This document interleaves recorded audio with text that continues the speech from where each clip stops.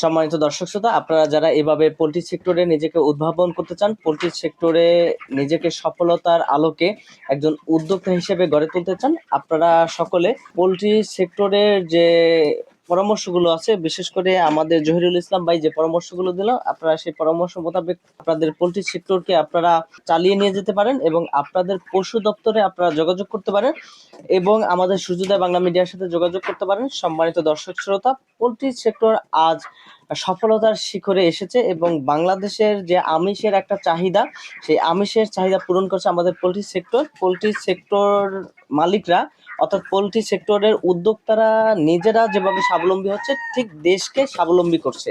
তারা নিজেরা কর্মসংস্থান তৈরি করছে এবং দেশের বেকারত্ব তারা হ্রাস করছে। সেদিক বিবেচনায় আপনারা চাইলেই আপনারা পোল্ট্রি সেক্টরে নিজেকে উদ্ভাবন করতে পারেন। সম্মানিত দর্শক শ্রোতা, ভালো থাকুন, ভালো রাখুন চারপাশে সকলকে।